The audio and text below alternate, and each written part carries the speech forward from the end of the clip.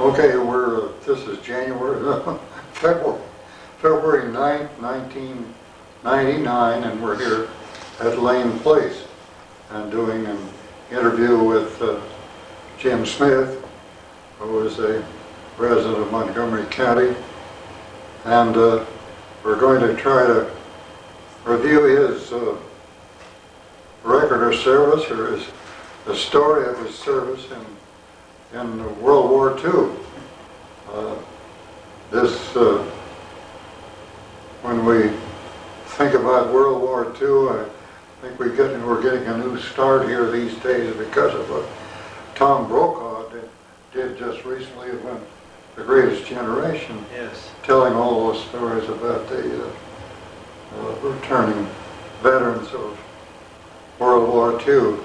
So I'm Bob Wernle, and I'm a chairman of the oral history section of the Montgomery County Historical Society. So Jim, we'll start out with you. Give us your full name and date of birth and place of birth. Okay. Well, my name is, as you started out, I'm called Jim Smith, but my full name is James G. Smith, James Gilbert Smith. I was born in Chicago in March the 1st of 1925.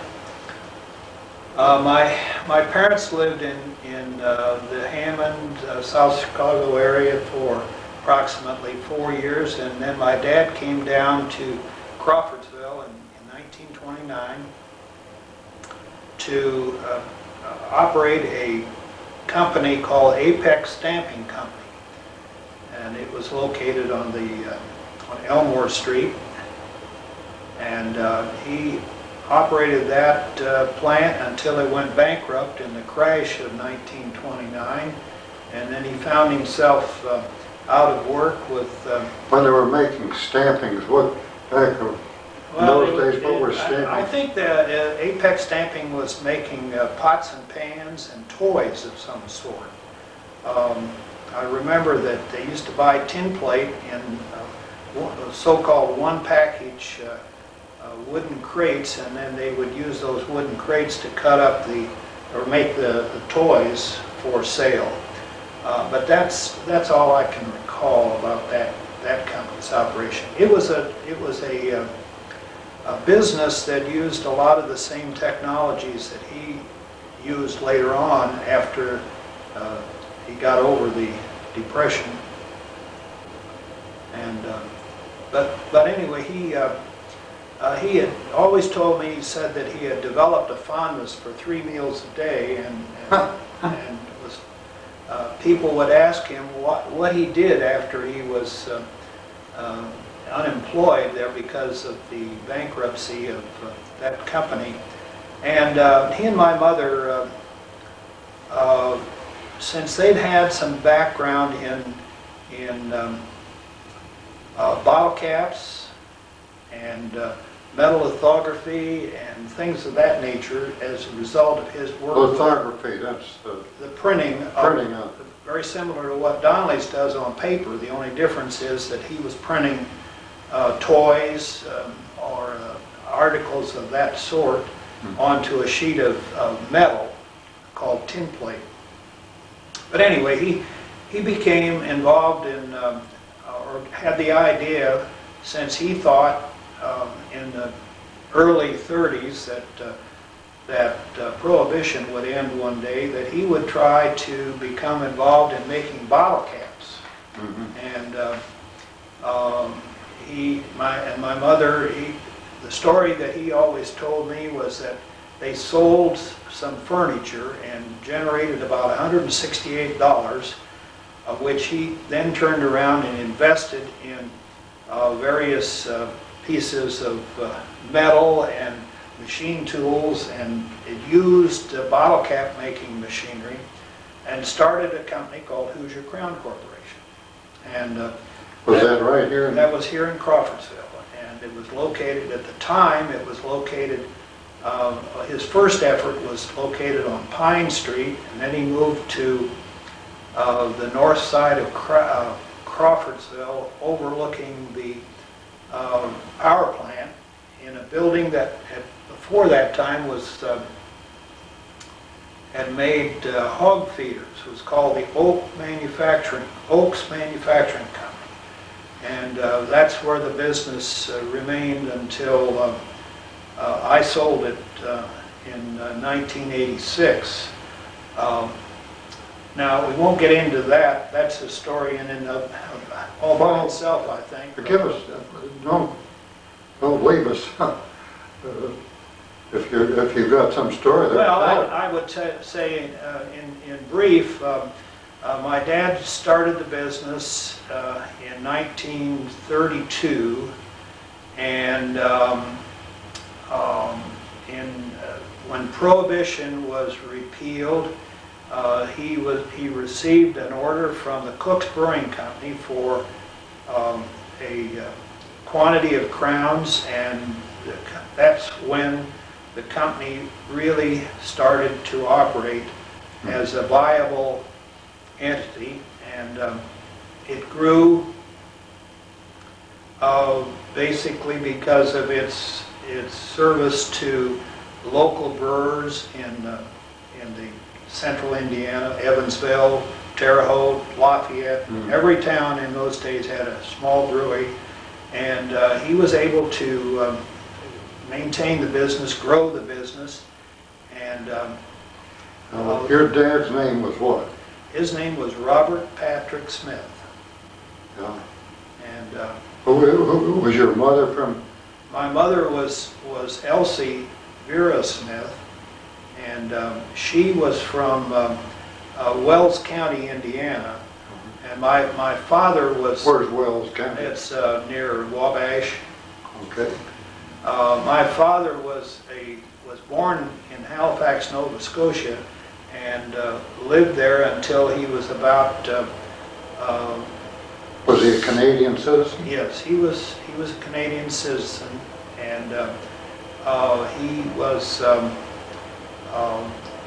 he was raised by an aunt in Halifax because his father was an engineer on some sort of a sailing or seagoing vessel, and my dad was raised by an aunt because his mother, he had two sisters, and his mother did not like boys. He always made that comment that she didn't like boys, so she said, "You go live with your aunt." And his aunt raised him until about 1917. He was he was a tool and die maker, but he was also interested in a lot of other fields, law and things of that sort, and he was a salesman.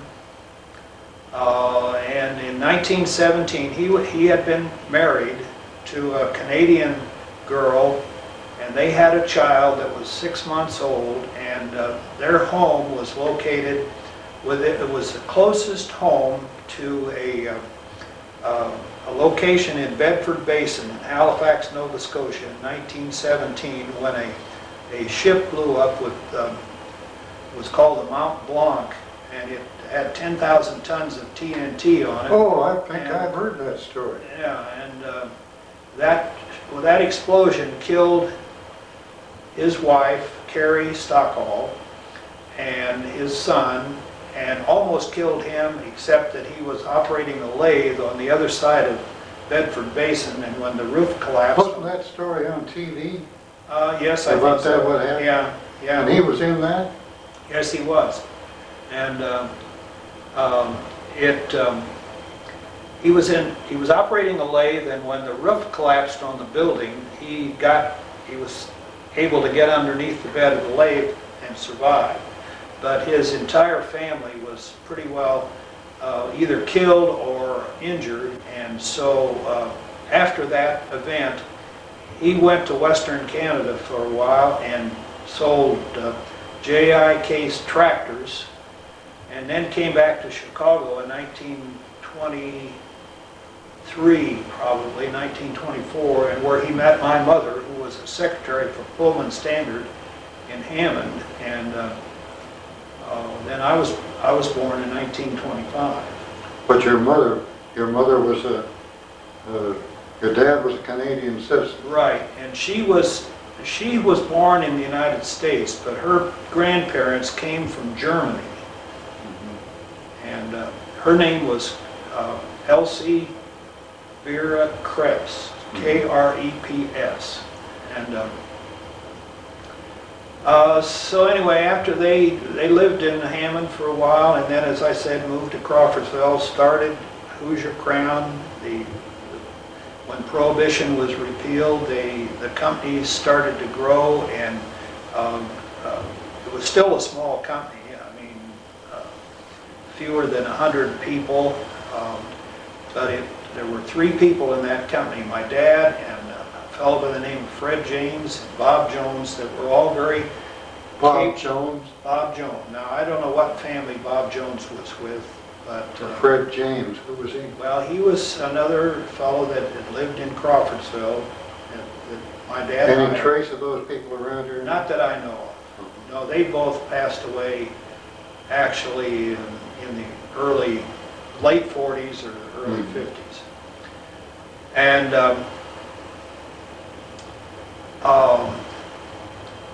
the company grew until about 1949, when it grew slowly, I should say, until about 1949, when my dad was able to, along with several other people, were able to convince that the Coca-Cola company in Atlanta, that they should be given a franchise right to produce bottle caps for Coca-Cola beverages.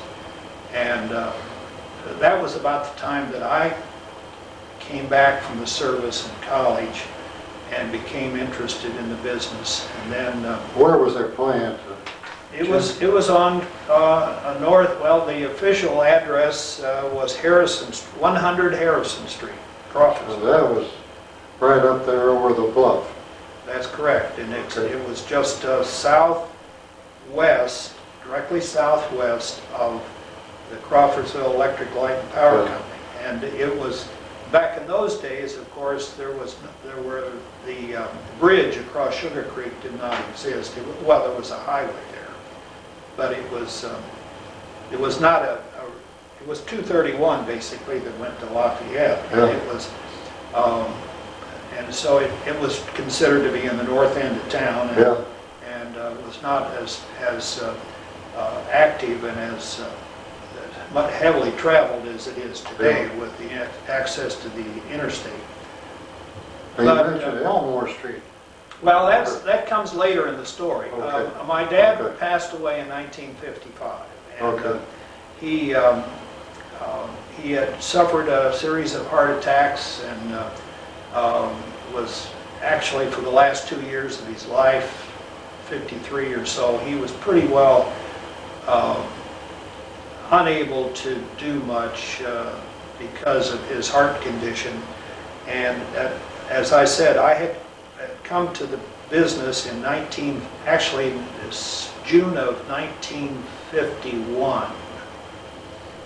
And so I became involved with it, and gradually assumed more responsibility with the business. And after he died in '55, I was made president of the company, and it continued to grow because of the Coca-Cola franchise, but also other the continuing growth of beer grounds used by the brewers. Your dad, as I recall, your dad was a good friend of Bernard Foley. Yes, he was. Bernard Foley was the attorney for the corporation until his death. Mm-hmm. I think it was around 1948. Yeah. And then, he and Andy Foley were yeah, good friends of my dad. And Bill Stump, who was, I'm not sure what Bill's title was with Elston Bank at the time, but he was... Will Stump. Will Stump, Yeah. right. Okay. And when I became involved in the business, I'm getting aside from the military now, Well, but just we're take. going to have to drop off here pretty soon and get Yeah. back to the... I'll just summarize briefly what happened there. When I became involved in the business, I was fortunate to have, my dad had hired a fellow his name was Enzo Caviglia, and he was an engineer, chemical engineer from Chile. And Enzo and I were about the only ones in the company at the time that had any kind of engineering background. And though let's say the early days of the company required people that could hands-on tool and die makers, mechanics, and people of that sort, and they did just a fantastic job. But by the 1950s, a lot of the technology was changing and the chemistry of the process was changing, so that Enzo and I both felt two things. One, we had to get in a lot more engineering into the process as it existed then, which was a process to make bottle caps out of tin plate with a cork liner. Mm-hmm. But we also saw where cork liners weren't going to be around forever, and that we somehow had to come up with a plastic lined crown. Mm. And so we worked for about 10 or 12 years to develop a plastic liner for the metal shell crown, and over time that crown was totally eliminated the use of cork lined crowns. Of course, there were other people in the industry making plastic lined crowns too, but ours was a unique, not only unique material, but also a unique process. And after we were successful at that in the late 60s, we were then looking around for things to do besides make crowns, and we came up with the idea with some of the younger people that had come along in the business after Enzo and I were there. We developed a plastic line, a plastic closure with a tamper-evident band on it. And the bottom line is that that closure was ultimately successful in eliminating the use of aluminum closures. Mm-hmm. That had been very popular and very widely used up to that point. And as a result of that effort on our part to not only come up with a good product, but also a superior process that was available any place in the industry, Alcoa, who was they had a direct interest in the use of aluminum closures, and they came to us and acquired our company in 1986. And just prior to that, we had purchased a plant on Elmore Street, and then left the crown part on the north side of Crawfordsville,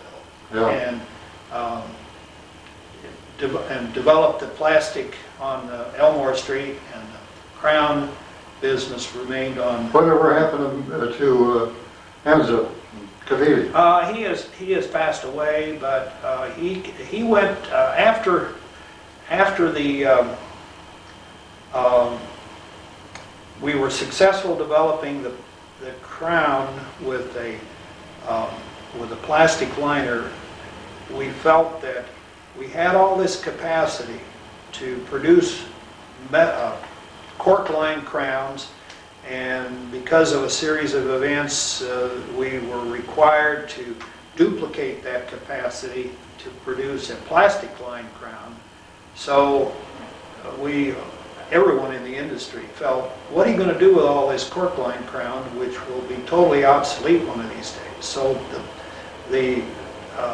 since Enzo had come from Chile and South America in general, he came up with the idea, why don't you let me go down there and see if I can't sell our cork lining equipment, which is far superior to anything in use down there, at least for a year or two, and before people want to convert to plastic. Well, that's what he did. He went down there and he spent about 4 or 5 years and was able we had plants which we did not own, but which we had license agreements with to produce cork line crowns in Colombia, in Mexico, and several other South American locations. But that didn't last long because when everybody finally figured out that the plastic line crown was superior to cork line, they even got rid of our cork line equipment.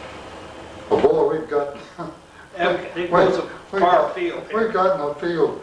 Well, anyway. Let's go back to when you were, you're an engineer, so you had to have an engineering background. Let's talk about your background first. Well, actually, could I go back and start with the Sure. Army first? Because Yeah, go ahead. I walked out of Crawfordsville High School in 1943 with the what is it, the Dear Sir letter or whatever it was. Oh, yeah. And as I said, I at 43? yeah, in 43, Okay. and I thought that I really wanted to join the Air Force because I knew Bill O'Neill. That's William O'Neill Bill O'Neill. was a family here in Crawfordsville that I was acquainted with, and I knew him. And Bill took me to the Air Force recruiter in Indianapolis, and they took one look at my vision and said, "Forget it. You can't be in the Air Force with your vision." So I basically then went ahead and was drafted into the Army in, I think it was July of 1943, and was sent to Indianapolis. What's the name of the Fort Bend? Fort Benjamin Harrison, and I received my uniform there and was put on a train and sent to Fort Benning. Well, it was called Camp. No, it was Fort Benning, Georgia. Fort Benning, Georgia. And I was sent to what they call the Fort Benning School for Boys or whatever. Yeah. And I was there for whatever. For basic training? For basic training in Fort Benning, Georgia, and then after. What did you know about when you got to Fort Benning? I'm sorry, say again.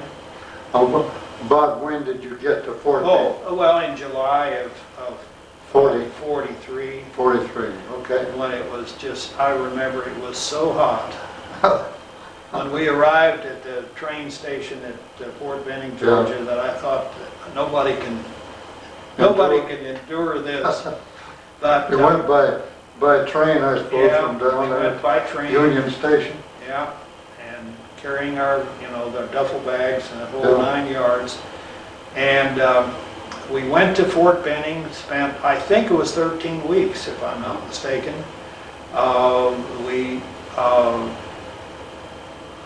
After that was over,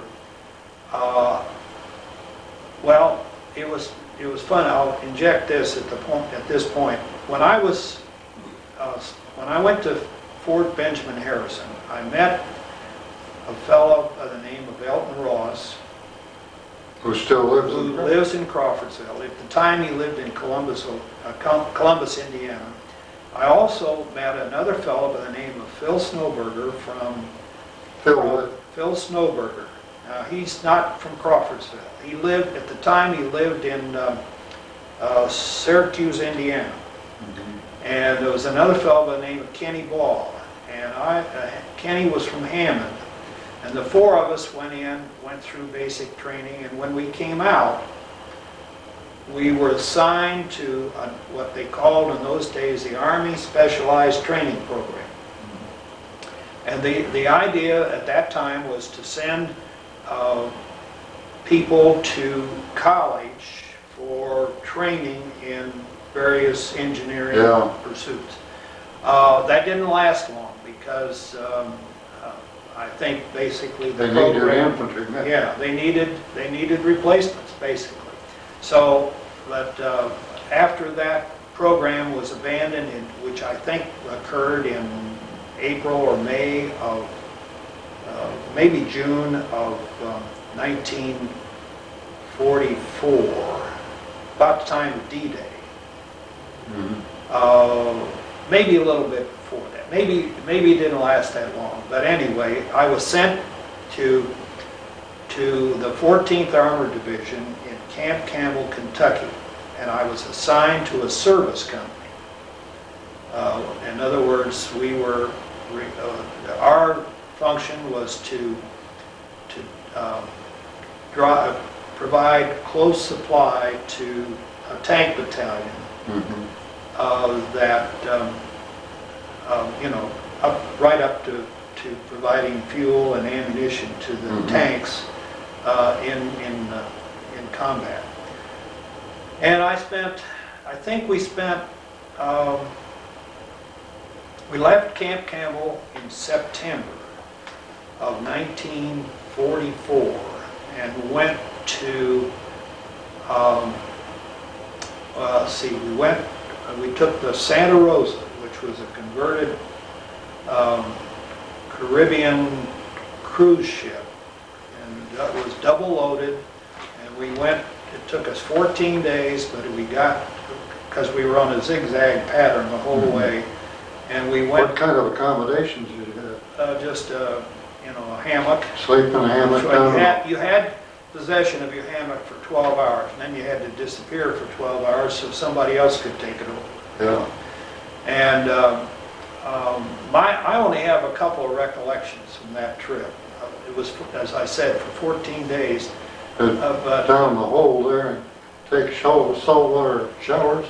I don't remember taking a shower, frankly. Okay. The only thing I remember about that trip, I remember three things. One is that all of the cocoa that was served for lunch or for a meal had a lot of worms floating on top of it.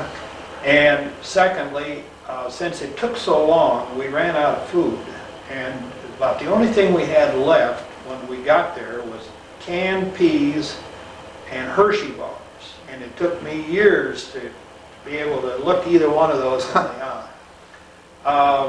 The second thing I remember is that the weather was so bad that when we were in this convoy and we were traveling on a zigzag pattern in parallel, and when you look out across the water, the ship across from us, when the bow or the stern would disappear, when the bow would disappear, the stern would come up and the propellers would rotate freely.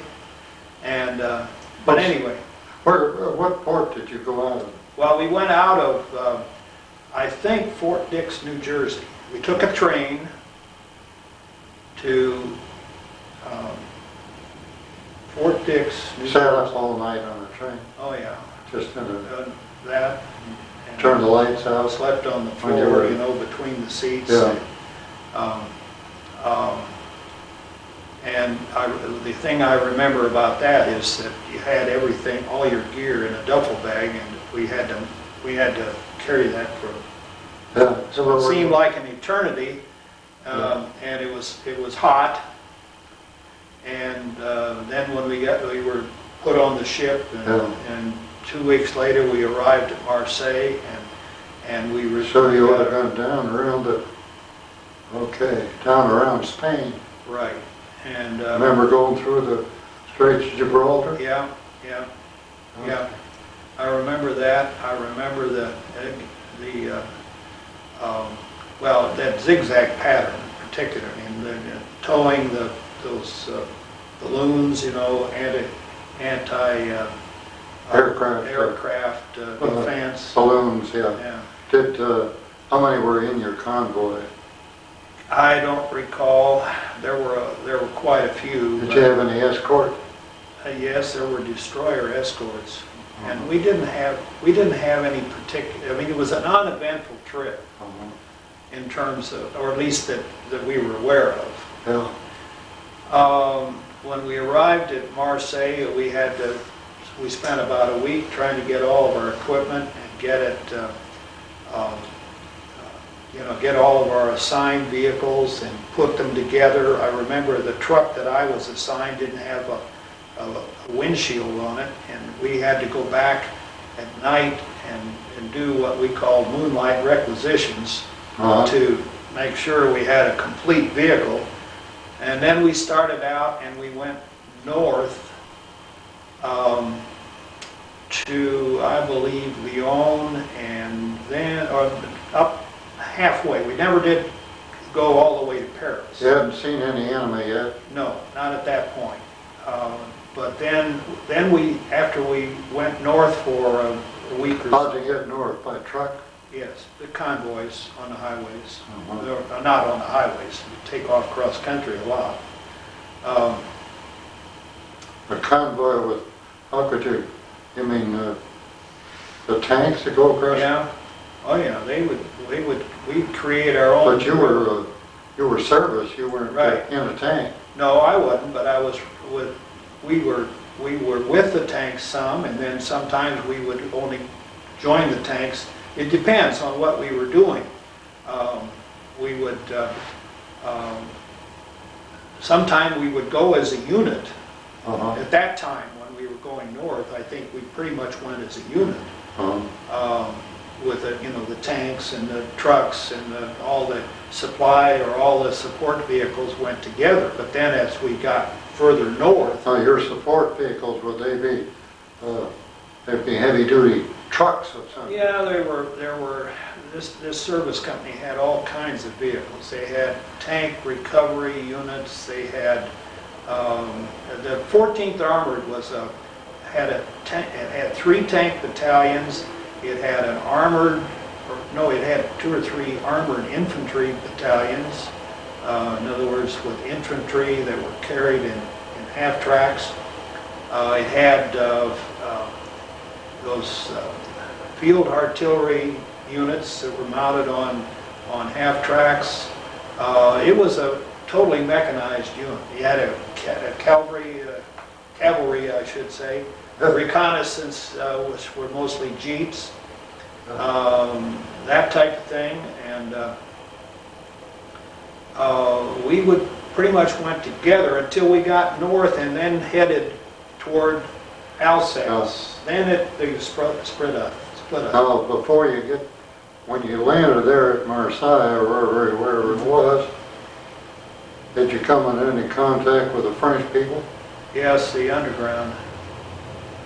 We had to be very careful with that because you could never, what we always got into, what we found was that there were genuine free French people, but there were also a number of German troops that had parachuted in and were dressed in the Free French uniforms or in the American uniforms. Did you ever see any of those? Yes, we did. We had.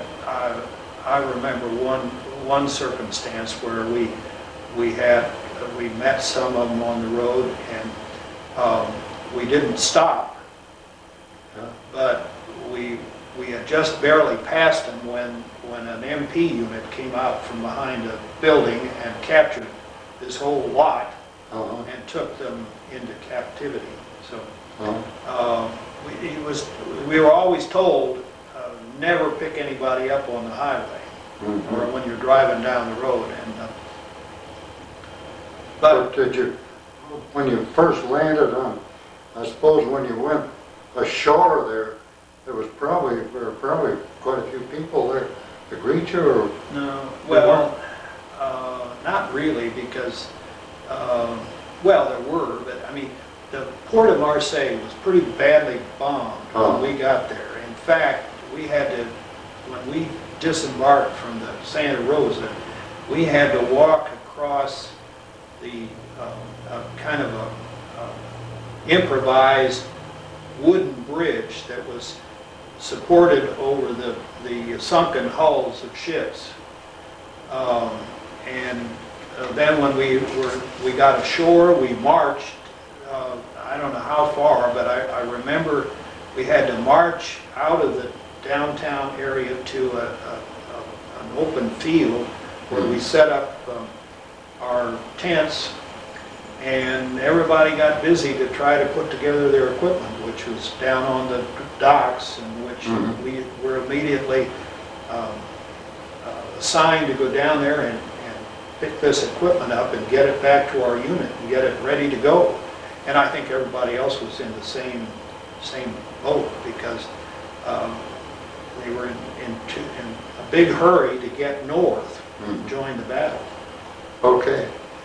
So you went north And then we went into Alsace, and the area. Now this is where I can't remember all the towns, but I know we wound around in a lot of different rural areas of Alsace, and stayed in a lot of homes, a lot of farms, for a couple of reasons. One is to hide the vehicles, and because at that time there was still some air power. I mean, the German air power was still there. can you remember when you first saw a German plane up above, or did you see any? Oh yeah, a number of occasions. I would say we saw those. I would say that we saw them more or less regularly until we got near the end of the war, and then they were running out of fuel, and so we didn't see them as much. But still, you always had to keep your eyes open for strafing of convoys, and that's why we would try not to operate. We'd try to operate at night. And we would try to keep the trucks and the vehicles hidden as much in the woods, in farms, in cities, behind walls and that type of thing, as much as possible.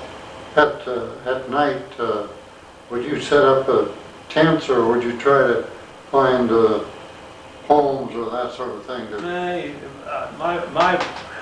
My most vivid recollection is sleeping in the front, with my head on the steering wheel a lot of the time. Although when we could, we would go into a village, and we would take over a home, and or in some villages, the people weren't there; they had left, and we would take over their home, and we would stay in their home. But we would also spend a lot of time just sleeping in the front seat of the truck. I didn't like to sleep in the back of the truck, because that's where I usually, I carried ammunition, some, but always, it seemed to me I was involved with 5-gallon gas cans, either full or empty most of the time. And I didn't like the idea of sleeping on the back of a truck full of gas cans. Yeah. I mean, I didn't particularly like sleeping in the front seat either. But Jim, you mentioned you'd been issued an M1? No, in those days, I had an M1. 45. No, I didn't have a 45. I was issued a carbine, a 30 caliber carbine. And I was also issued what they called a grease gun. It was a 45 caliber semi-automatic, or maybe automatic submachine gun or whatever.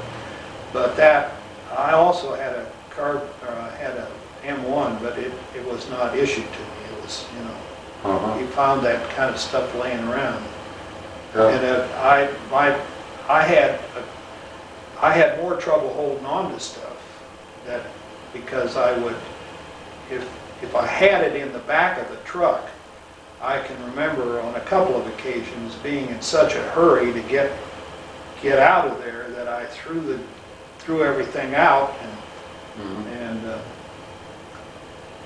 I would particularly remember doing that because near the end of the war, I had in one of the villages that we were in, we had found a sort of I don't know what you call it, but it was a kind of a boys' club or something like that, and they had I had picked up a rifle that looked just like a German regulation rifle, except it was a smaller caliber, like .22, and was used for target practice and for parades and that sort of thing. And I I wanted to take that gun home with me, but then that night, not that night necessarily, but I had this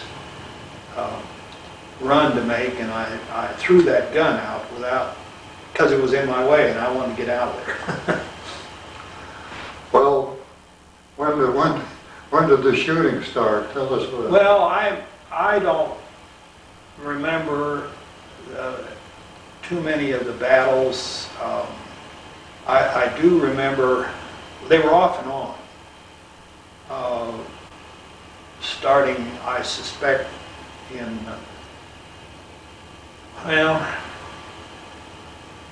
late 44. I don't recall that too much because there are two things that I do remember in terms of battles. One was on Christmas of 1944 when the Bastogne occurred at that time in the north. But our division had its similar battle in a town called Hatton and Rittershope. Hatton what? Hatton, Rittershope. It was a crossroad in Alsace that... do you know how to spell that? That was Hatton or En, and I don't know how you spell Rittershope. I think it's just... Rittershaw? Rittershofen. Rittershofen, I believe. Rittershofen. And that was, I remember that because that was that battle lasted 3 or 4 days. And it was back and forth across the town, and it was a very intense battle.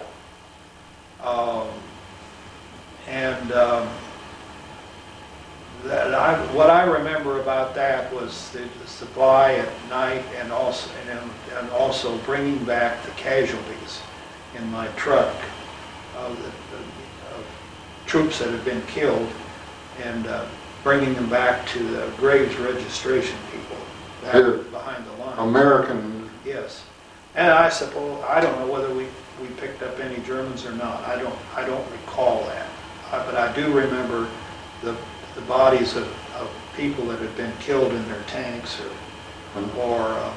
Killed in their tanks? Yeah, in their tanks or getting out of their tanks, or that was a very at that time our tanks were inferior. That is, the armament was inferior to that German 88. And boy, if we got mixed up with the German 88, we took a lot of very heavy casualties. Mm-hmm. And I remember that part. After that, we were withdrawn from this location and went back to kind of a place to regroup.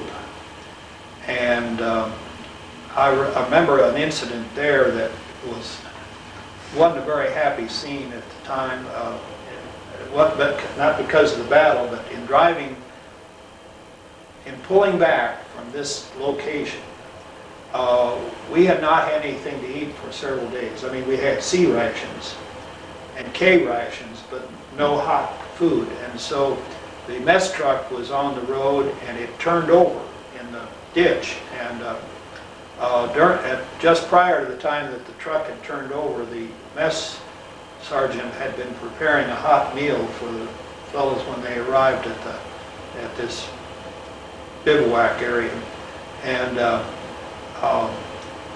it took them a day or so to get that truck turned back right, and time we could settle down wherever it was we were going. And so everybody wanted a hot meal, so the cook took that stew that he'd been preparing in a big 5-gallon or so pot, and he just stirred it up, mold and all, and served it to everybody. And that was, I think, everybody got food poisoning from that, and it was it was a terrible scene for about 2 days. And after that, it's a blur to me. Frank, I remember crossing rivers, the Rhine, on pontoon bridges. I remember the one incident when you mentioned earlier about strafing, that I was about halfway across one of those bridges, and I looked out the right side of the truck, and there was a jet, a German jet, coming right down the creek or the river, and he was still quite a ways away, and he had not started shooting or strafing the bridge. But I wasn't going to wait around and find out, so I jumped out of the truck and started to run forward. And I apparently left the truck in gear, and so the truck continued to follow me. And the only reason it stayed on the bridge is because those pontoon bridges had tracks on the inside between the wheels that held the vehicle straight. And about that time, one of those 50 caliber, multiple 50 caliber machine gun half tracks that were lining the creek or the river opened fire on this jet, and he went up like this and disappeared over the hill. And so when I saw that happen, I turned around and ran back, jumped in my truck, and took off about 90 miles an hour to get off that bridge. And that was my nearest brush with strafing. And from that point on, you didn't see German aircraft very much because they were almost out of fuel. And then from then on, we moved pretty quickly into the. That was unusual to see a jet that early in. Well, this was near the end of the war. This was probably March, April. I don't know when it was for sure. See, the war ended in May. Yeah, that's right. And the Japanese Or was war it was in April? August. No, it could have been the end of April. Okay. I think the armistice was signed in May, but I must have. It must have been. Well, I just don't know, but it was probably March or somewhere along in there, because that was. Now, by that time, we were getting down close to Munich and Waldorf and places like that. And so what we were, the 14th Armored Division was known as the Liberator Division because of it was the division that opened up a lot of those prisoner of war camps in this. But that was your division. Right. If you go to the Holocaust Museum in Washington, you'll see our reference to our division. A lot of Did you ever run into? Yeah, we ran into a couple of the Air Force Stalag. I don't know what their names were. Places. We didn't get to Dachau, but we got to a prisoner of war camp called Moosburg. Moosburg, M-O-O-S-B-U-R-G, I believe. And my recollection of that was that, now this was near the end of the war. And there was also another thing about that location, or something nearby, is that the Germans had made an underground manufacturing facility for airplanes. And I remember going through that one day, looking at all the equipment and all the parts laying around, and the fact that a lot of these people that were in that build or that underground facility were slave labor. And after the war, well, not after the war, but near the end of the war, let's say, and probably after, we discovered a lot of these mass graves of people that had been imprisoned. And I remember in one case where our company commander, when they discovered this may have not have been the company commander, the division commander, whatever. After he discovered this, he made all the people in this city walk past those mass graves, and I remember that very clearly, how they'd unearthed a lot of them, and he made them all go see what they had done. So that... Did you actually see any of these Holocaust victims? Oh yeah, yeah. Terribly, terribly emaciated people. Were they Jews or? Well, I don't know. It's hard to tell. I mean, there was such a great variety. They were Polish, Russians, Jewish, probably, you know, American Gypsy. pilots, and there were American pilots? Yeah. Well, there were some of these facilities that we liberated were specifically Army or Air Force prison camps, but then others were slave labor or concentration camps. None of the, I don't recall any of those, like, for example, I don't think our particular unit liberated Dachau. But Moosburg I remember, and there were others that I just can't remember. When you got to these camps, did you have to break down the gates or anything? Yeah, they had wire fences, and we would go into those and roll over them with tanks and just knock. barge right in. Yeah, of course by that time the Germans had all left. They had scooted, Yeah. getting out of the way. Or at least some of them. Now I remember one time, I don't know when this was, but it was near the end of the war. Our unit had received a new tank with a 90 millimeter gun on it.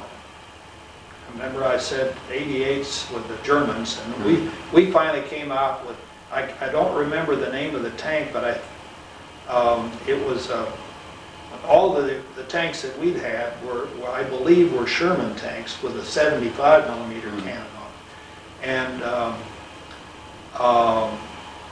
And we finally took delivery of this M1, I think it was called an Abrams tank, if I'm not mistaken. But anyway, it had a 90 millimeter gun on it. It was really, everybody thought, boy, this would have been a different war if we'd have had these tanks instead of the 75. But we had one, and I remember going with a crew on a ride one day on this tank, and we passed this little barn-like affair, and we looked out and we saw this German SS trooper running from the barn into the woods behind the building, and so we went after him. We didn't catch him, of course, but the point I want to make is that most of the German troops had left the area, but this one was still there, and why he was dressed in uniform, I don't know, because I think most of them tried to get rid of their uniforms and blend into the populace, but he was still in his black uniform, and of course, I don't know whatever happened to him. I think the tank crew fired at him a couple of times, but I don't know that. All this time, were you a private? I was a T5. Okay. Technician, 5th grade. All right. That's as far as I got, because after the war, the 14th Armored was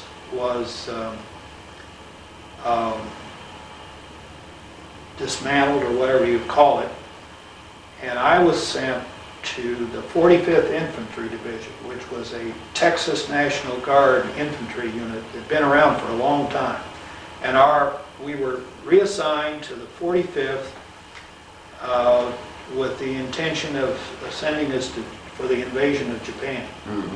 And we trained for a short period of time, and then were moved to Lahore, and got on a ship and started through, the intention, I think, was to go through the Panama Canal and go to the Pacific, but the war was over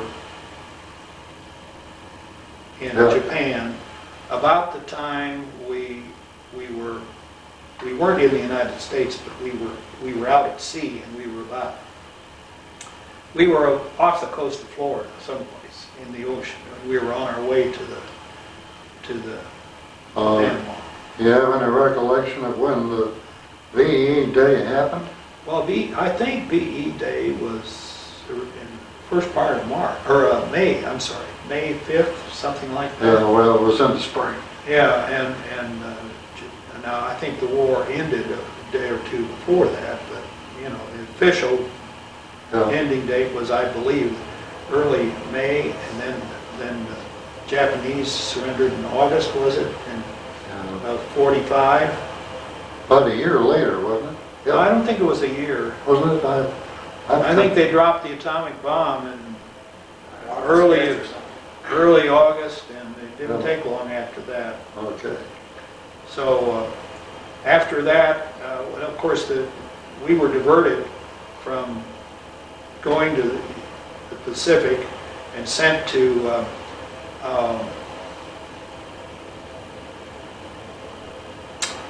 Fort San Houston in Texas, and we got there in I believe, I don't remember. I got there in probably middle of August, September, somewhere along in there, and I was immediately given a furlough. But then I had to go back, and I was finally I was mustered out of the service in January of 1946. Yeah. So it was at that time that I came home, enrolled at Purdue, started the engineering school in summer session in 1946, and went to Purdue. Yeah. And you went 4 years to Purdue? Yes. You remember you wound up in the tanks. Do you have any idea why they put you in the tanks? No. You remember going through I don't know. Classification? Well, I think a lot of it happened because of no, I often wondered about that, because that ASTB group that I was with, there were guys in that unit, or in that group, and we went to the University of Cincinnati, and I can remember when there were people there that had engineering degrees in electrical engineering, and they were assigned to the 14th Armored Division to drive a tank, for example, the what they called a bog gunner. And no, I think the biggest reason that I was assigned to drive a truck was probably my vision. I mean, I had to have glasses, and you know, that's, who knows? Yeah. It's hard to tell what when they had openings, and it was, you were assigned on the luck of the draw, I think. Yeah. Did you when you were in basic, you ever on KP? Oh yeah, regularly. Yeah, KP, and let's see, what were the other little adventures that were assigned. We had, well, guard duty, for example. Guard duty, yeah. Yeah, I can remember that, and especially guard duty when we were at Fort Benning. I remember I had guard duty assigned out into the woods on a railroad, and it was the most eerie feeling in the world to be down there in that hot climate, pulling guard duty all night long, bright moonlight night. You could see for forever, but it was the most eerie silence in amongst all those pine trees that I can still hear that sound in my mind to this day. The only other thing I remember about Camp Fort Benning was that Fort Benning also had an airborne unit, and I don't know whether it was the 101st or the 82nd or what, but they were every Saturday night, that airborne unit and those tank people would meet in Columbus, Georgia, and take the town apart. Yeah.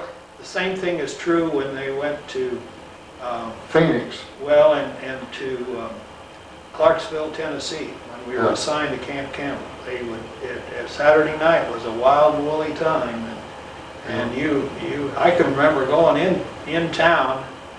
I don't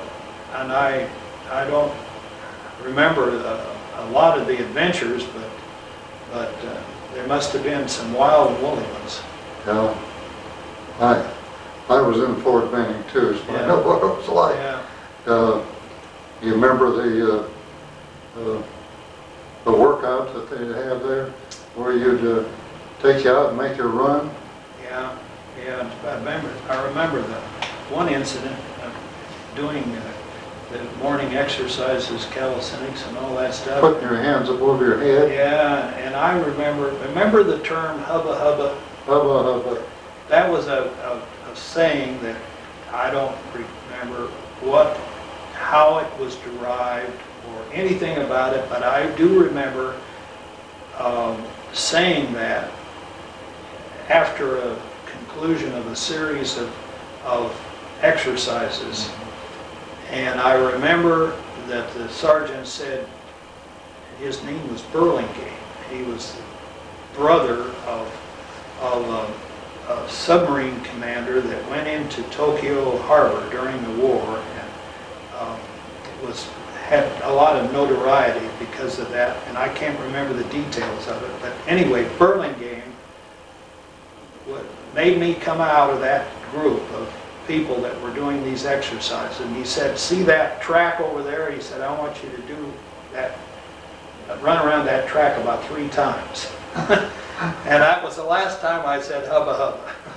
And I don't remember to this day what that meant, but that was the little things that you kind of remember.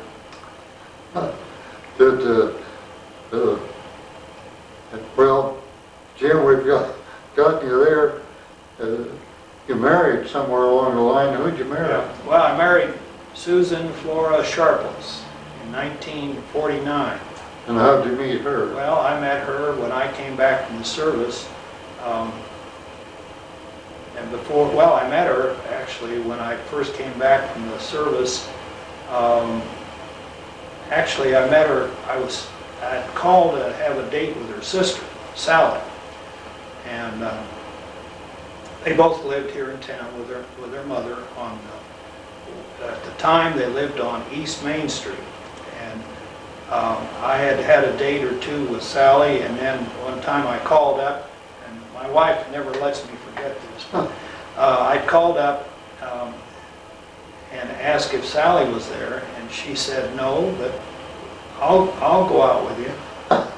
And that must have occurred in about 1947, maybe 46. It's probably between the time that I got out of the service in January and the time I started to Purdue. And we dated for a couple of years, and then we were married in June of 1949 when I was a senior at Purdue.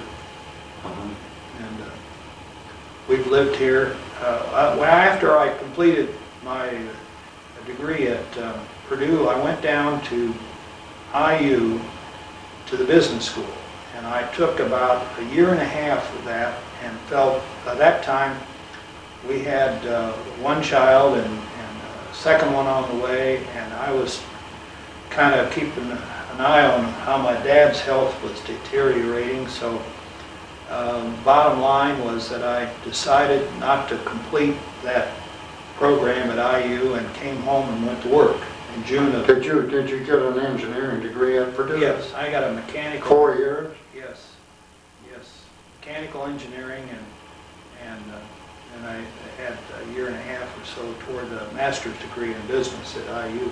And I've been very fortunate. I think I've gotten 2 or 3 master's degrees in actually working at HC, as it was called. When did you retire from? 1986. Yeah. So you have, how many kids? Are they still around? We had 6 boys, and then our last child was a girl, and our boys are well, I was talking to one of them a couple of days ago and saying, I realize, Ralph, you're almost 50 years old now. But they were born our first boy was born in 1950. Yep. And then he's an actor-singer in New York. He is married, has 3 children. And then our second son, Ralph, is not married. He's a computer programmer and developer, and he lives in Atlanta. And our third son, Sam, lives here in Crawfordsville and has a small business called Old World Construction. Construction, okay.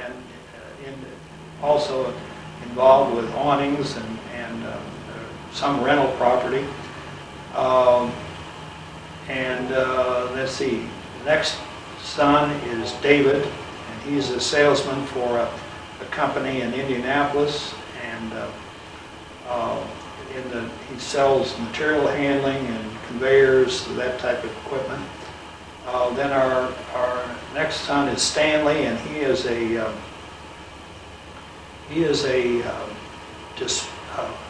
system planner for Northwest Airlines in Minneapolis, and he's also a major in the Air Force Reserve and flies out of Minneapolis in C-130s. Then our youngest son, Dan, is an industrial designer, and he lives in Providence, Rhode Island. Works for a company called Item. They make all kinds of different products. What about your daughter? Well, she's married to a Bob. Her name is Susan Stackhouse, and Bob Stackhouse, her husband, was from Indianapolis, and he was a lieutenant colonel in the Army when she met him, and they were married here in Crawfordsville, and I don't know, been quite a while ago. She has 2 children, a 5-year-old and a 3-year-old, and Bob is retired from the Army now, but he's still working in the line of work that he had when he was in the service. And Susan is involved with dyslexic children. Where does she? They live in Ellicott City, Maryland, which is just outside of Baltimore, between Baltimore and Washington. So, yeah, they all graduated from college, and they all are gainfully employed, some with 2 jobs, like Stanley. And they're growing, and kids are growing. And have you ever kept track of how many grandchildren you have? yeah, we have a total of 11. Any great-grandchildren? Well, but no. 11 grandchildren. Yeah, and actually with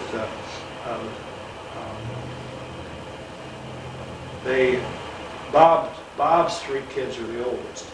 He lost his wife in 1991, and he has remarried and has a child with his second wife. And she's 3 years old, but his oldest daughter is 21, and his son is 15. So they're the oldest. The last thing I want to touch base with you on is these friends you made when you were in the service. Right. Any contact with them? Yes. Well, of course, Elton Ross still lives in Crawfordsville. Yeah. He came to work for me at HC in late 50s. He was with HC until he retired well, I think he's been retired now about 3 or 4 years. But Phil Snowberger is still living, and he lives in Marathon, Florida. He's an avid sailor, sailed around the world, I think, several times. On his own? Yep. Well, he and his wife.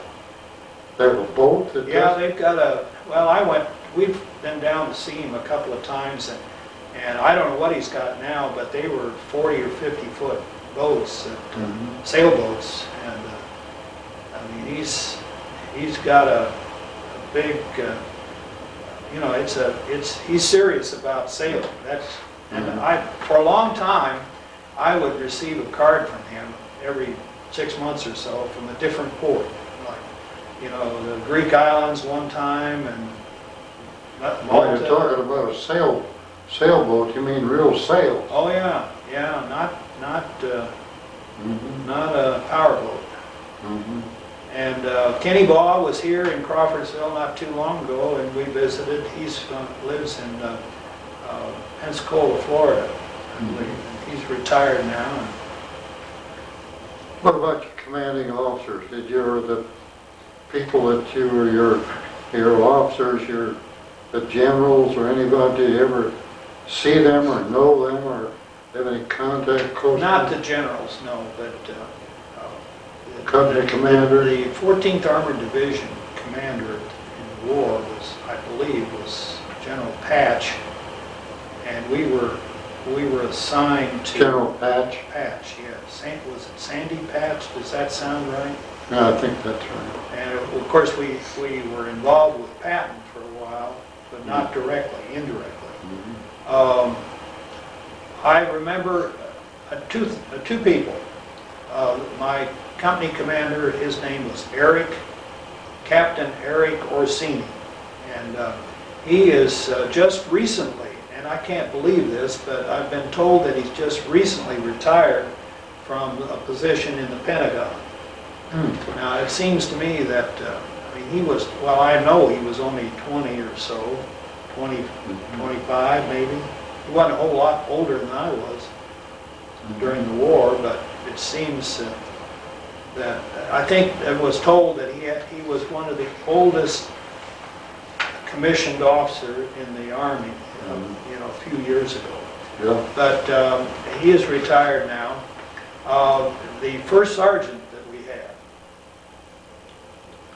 was, his name was Samuel Kalb, K-A-L-B, and he lived in Brooklyn before he went into service. And I got a call from him it's been a year or so ago now.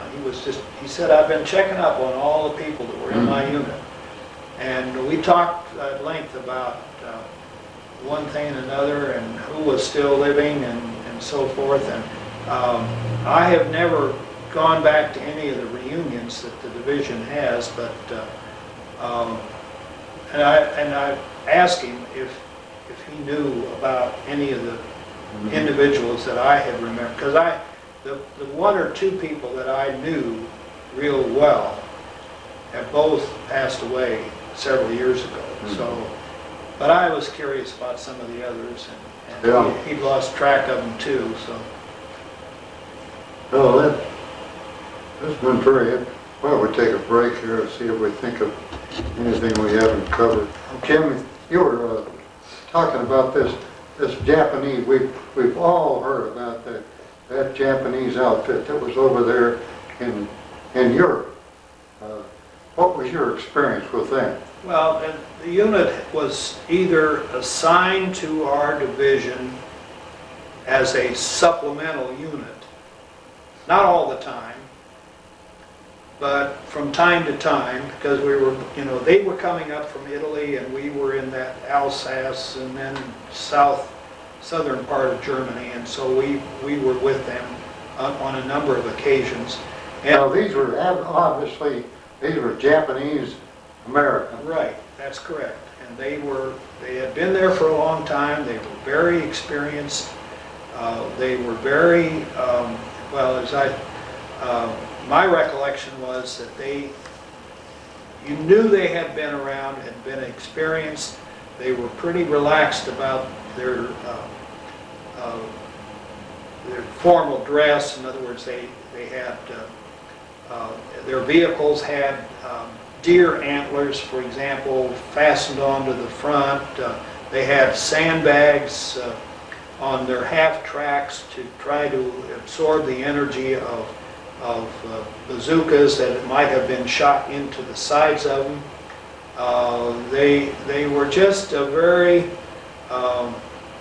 experienced group of troops that knew that they were very good, and I just don't think they had. Of course, our unit didn't have all that much of a dress code by that time, because living under the conditions that you did, it was pretty. It was a pretty grubby existence, and I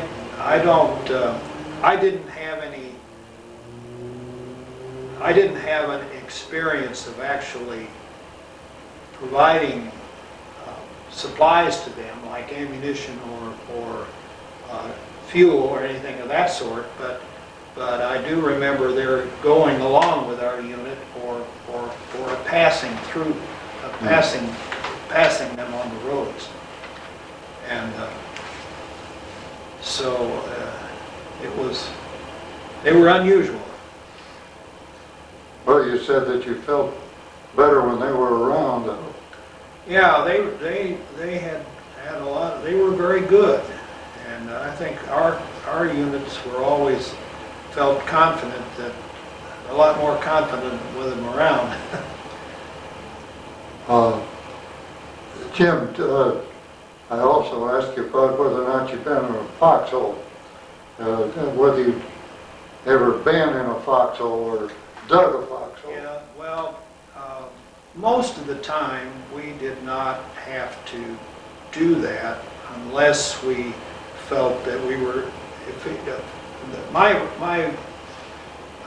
main recollection of that was two things. One is when we were bivouacked or camping or whatever you want to call it in a woods, off the roads, as opposed to in a village, in amongst the buildings. We would dig a foxhole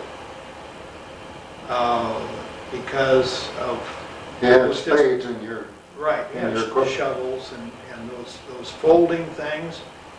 Now, when I had that experience of crossing that river and with that jet trying to, or at least I thought he was going to strafe my vehicle, when I got off of that bridge and pulled into a sort of a gathering point up the road, one of the first things I did was jump out and get my shovel and try and dig a foxhole. But I don't think I dug much of a hole, because by that time the ground was, I just don't remember for sure, but I remember starting to do it and then realizing that this wasn't going to do much good under the circumstances. But here again, we were in a kind of a climate that was, it was extremely, I mean, that winter of 44 and 45, I recall an awful lot of snow, an awful lot of rain, sleet, mud, cold weather. Just remember all kinds of issues dealing with trying to keep those vehicles from being. Did you expect, was there a lot of illness?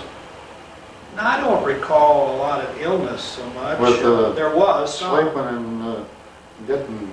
Well, we didn't really sleep outside very often. Now, once in a while you had to, but as I said, we always had our trucks there, and so we could always be inside. They weren't that comfortable necessarily, but they were better than sleeping in the mud.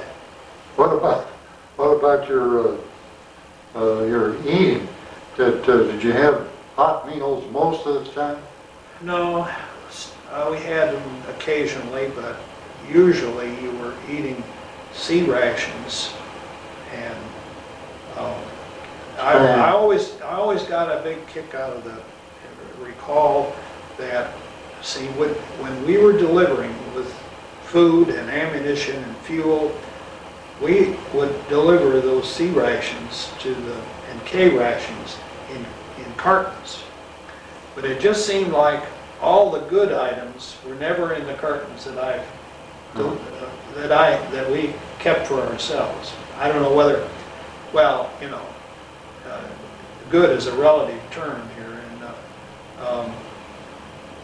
but we would eat C rations a lot, but mostly K rations, if I recall.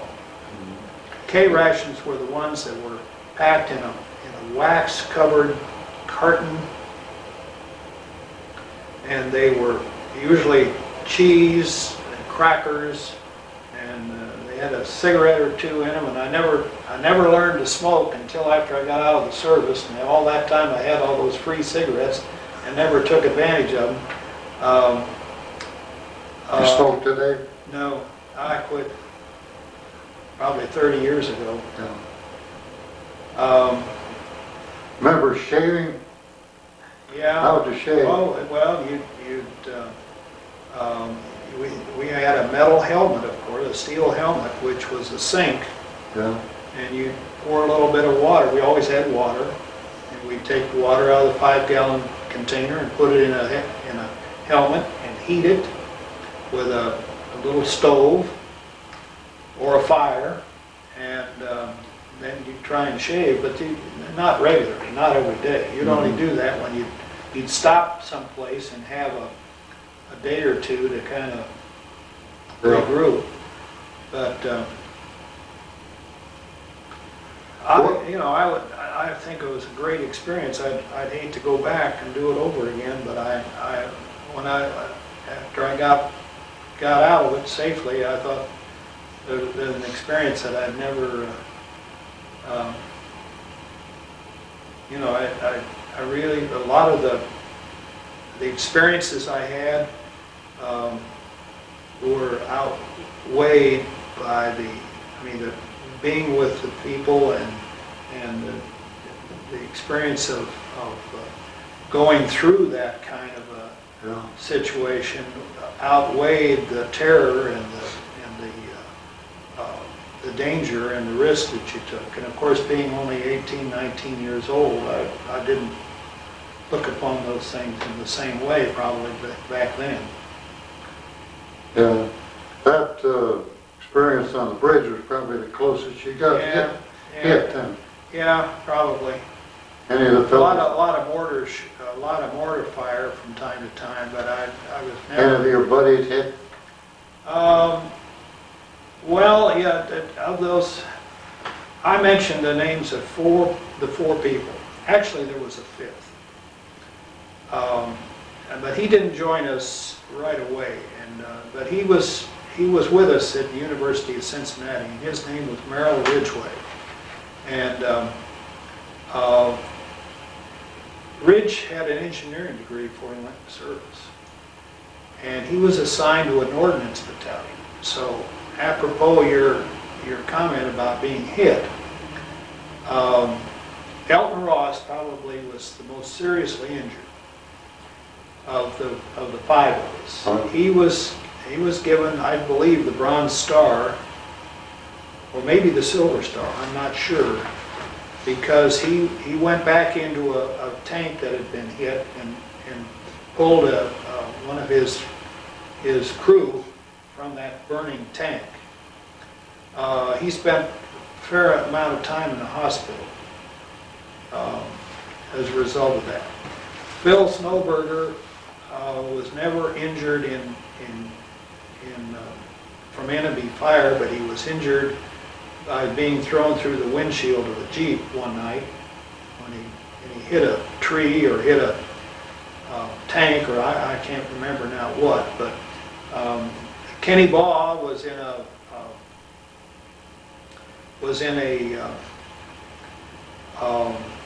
anti-tank unit assigned to armored infantry battalion, and he was unscathed during the entire war.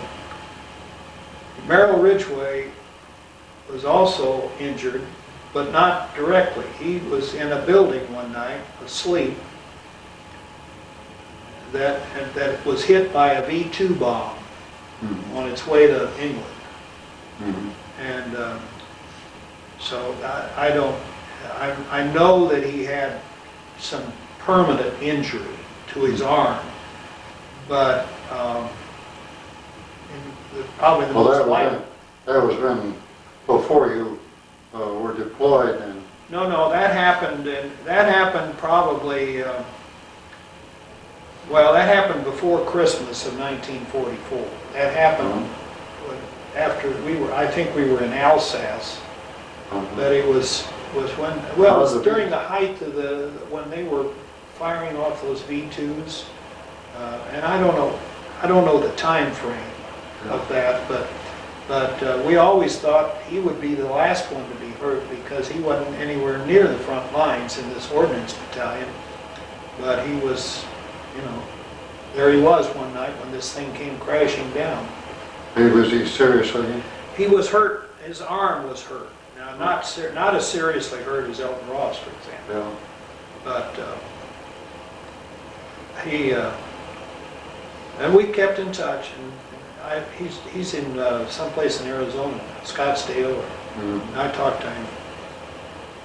Once in a while. But these fellows all been fairly successful in life? Yeah, they've all done very well, I think. And I would say that Ridgway was, actually he was on my board of directors for a while because he was a vice president of marketing for Minster Machine Company in Minster, Ohio. And he was selling marketing punch presses to the can and closure industry. So I tried to tap into his expertise for a number of years when we were doing all that plastic work. And so, well, I think we've about run the gamut here. Yeah. We sure do appreciate this, and this thing is going to go down to public library, and your past will be exposed to the public. If you want to get a copy of this one, Mike will see that you get it. Yeah, I'd like to have one for my kids. Pass it along to them, and I was starting to think about those kind of things now. Get my affairs in order, and this would be interesting to. Jack Roberts had how many copies? Quite a few, I think. Yeah. We'll just end it there.